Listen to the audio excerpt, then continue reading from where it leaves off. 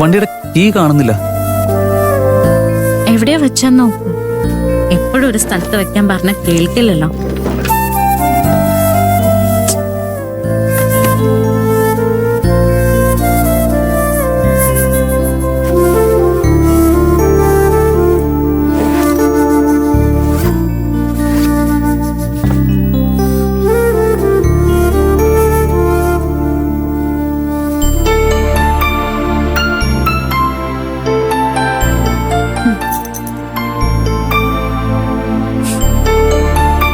കിട്ടിയേക്കു ചേട്ടാ, സൂക്ഷിച്ചു വെക്കണ്ടേ? ഒന്നാമതേ ലേറ്റായി, അതിനിടയിലാ കീ കാണാതായത്. അക്കുച്ചേട്ടൻ ധൃതി പിടിക്കുന്ന എന്തിനാ? ബ്രേക്ക്ഫാസ്റ്റ് കഴിച്ചിട്ട് പോവാം. അയ്യോ വേണ്ട, ഓഫീസിൽ ഒരുപാട് വർക്കുണ്ട്, പെൻഡിങ്ങാ. ഇന്ന് സ്റ്റാഫ് എല്ലാം മീറ്റിങ്ങിന് പോകും. ശ്രേയ അവിടെ എത്തുന്നതിന് മുമ്പ് എനിക്ക് അവിടെ എത്തണം. നീ ഉച്ചയ്ക്ക് ഭക്ഷണം കൊണ്ടുപോവാ. അപ്പോ ഇൻസ്പെക്ഷൻ ഉണ്ടെന്ന് പറഞ്ഞ് മുങ്ങി നമുക്ക് ഒരുമിച്ച് വീട്ടിലേക്ക് വരാം. ശ്രേയെ കുറിച്ച് ആലോചിക്കണ്ട, അവളൊന്നും ഓഫീസിലേക്ക് വരില്ല. വരില്ലേ? അതെന്താ? അരവിന്ദേട്ടന് വയ്യാതിരിക്കുമല്ലേ, അമ്മായി ശ്രേയെ വിടുവോ?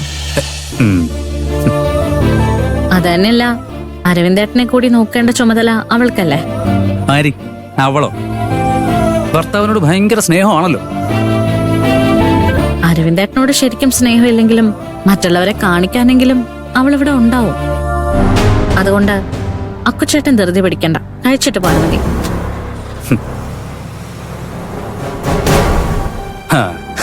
ഞാൻ പറഞ്ഞില്ലേ, അതാണ് ശ്രേയ. അപ്പോ ഓക്കെ കാക്കുത്തി, ഉച്ചയ്ക്ക് ഓഫീസിൽ വെച്ച് കാണാം. മറിക്കേ.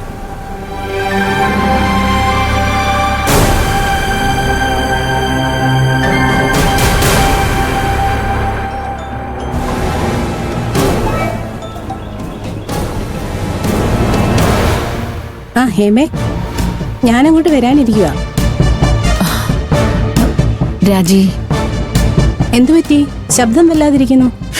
എന്ത് പറയാനാ, ശ്രേയമോള് ചെയ്യുന്ന കാര്യങ്ങള് മനസ്സിനെ വല്ലാതെ വേദനിപ്പിക്കുന്നു. ശ്രേയ എന്താ ചെയ്തത്?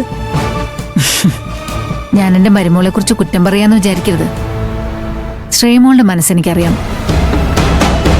പക്ഷേ അരവിന്ദും കൂടി അത് മനസ്സിലാക്കണ്ടേ? ശ്രേയ അരവിന്ദുമായിട്ട് എന്തെങ്കിലും പ്രശ്നം? അല്ല, അതൊന്നുമില്ല രാജി. പൊന്നു കുറച്ചുകൂടി അനുസരണ കാട്ടിയിരുന്നെങ്കിൽ നല്ലതായിരുന്നു. അരവിന്ദ് മരണത്തെ മുഖാമുഖം കണ്ടുവന്നവനാ. അരവിന്ദിനെ നോക്കാൻ പറഞ്ഞപ്പോ ഹോം നഴ്സിനെ വെക്കാൻ മുഖത്ത് നോക്കി പറഞ്ഞിട്ട് ഓഫീസിലേക്ക് പോയി. അവനത് ഭയങ്കര വിഷമമായി. അവന് മാത്രല്ല, എനിക്കും. എന്റെ വിഷമം ഞാൻ ആരോട് പറയാനാ? അതുകൊണ്ടാണ് ഞാൻ രാജിയെ വിളിച്ചത്. ഹേമ വിഷമിക്കണ്ട, ഓഫീസിൽ എന്തെങ്കിലും അത്യാവശ്യ ജോലി ഉണ്ടാവും, അതായിരിക്കും അവള് പോയത്. ഞാൻ അങ്ങോട്ട് വരുന്നുണ്ട്, നമുക്ക് നേരിട്ട് സംസാരിക്കാം. ശരി രാജി.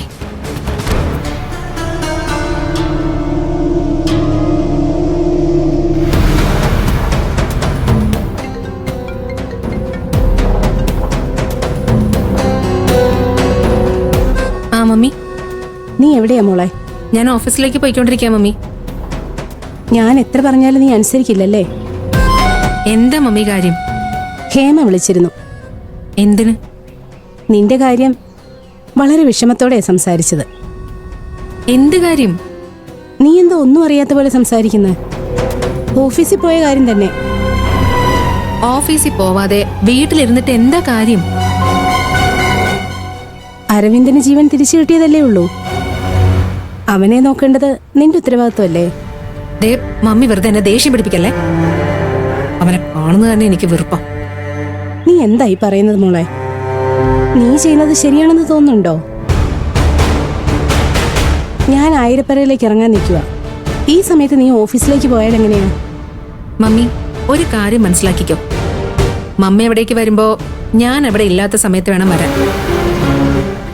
എങ്കിലേ ആ തള്ള എന്നെ കുറിച്ച് എന്തൊക്കെയാ പറയുന്നതെന്ന് മനസ്സിലാക്കാൻ പറ്റും. ഇപ്പൊ നീ അവിടെ ഇല്ലല്ലോ.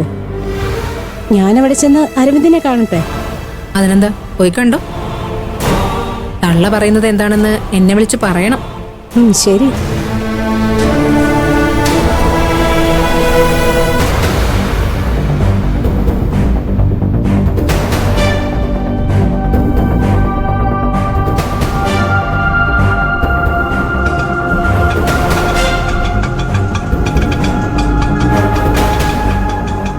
ഒന്ന് വെയിറ്റ് ചെയ്യണേ. ശരി ചേച്ചി.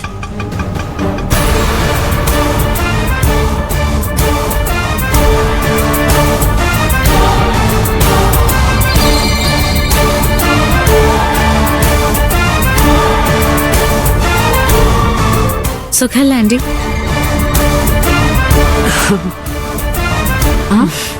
അമ്മേ, ദേ ശ്രേയുടെ മമ്മി വന്നിരിക്കുന്നു.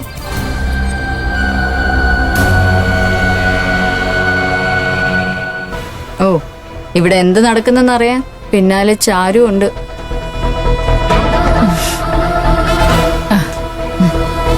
രാജീവാ, എന്തിനാ മോനെ എണീറ്റ് ഇരിക്കുക. അശ്വതി, കുറച്ച് ഫ്രൂട്ട്സാ മോളെ. ആ, എന്തിനാ അമ്മ ഇതൊക്കെ വാങ്ങിച്ചേ? അതൊക്കെ പണ്ടേ ഉള്ള രീതിയല്ലേ എളിയ. വയ്യാതിരിക്കുന്ന ആളെ കാണാൻ വരുമ്പോ ഫ്രൂട്ട്സ് ഒക്കെ കൊണ്ടുവരിക എന്നുള്ളത്. അല്ലാതെ വെറുതെ കയ്യും വീശി വരാൻ പറ്റില്ലല്ലോ, അല്ലേ മമ്മി? ഞാൻ ചായ എടുക്കാം. എനിക്കൊന്നും വേണ്ട മോളെ. അരവിന്ദ് ഇങ്ങനെ ഒരു കടുങ്കൈ ചെയ്തെന്നറിഞ്ഞപ്പോ മുതൽ എന്റെ മനസ്സിനൊരു സുഖവും ഇല്ല.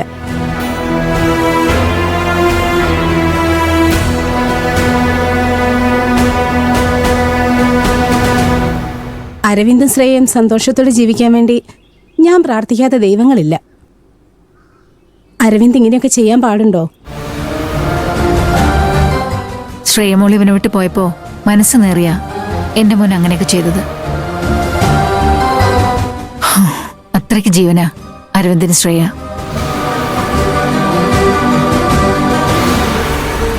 ശരി ആന്റി, ശ്രേയെ പോലൊരു ഭാര്യ നഷ്ടപ്പെടും തോന്നിയാൽ ആർക്കത് സഹിക്കാൻ പറ്റുക? ഭാര്യയും ഭർത്താവിനും ഇടയിൽ വഴക്കൊക്കെ ഉണ്ടാവും. എന്ന് വെച്ച് ഇതുപോലുള്ള കടുത്ത തീരുമാനങ്ങൾ എടുക്കുന്നൊക്കെ തെറ്റാ.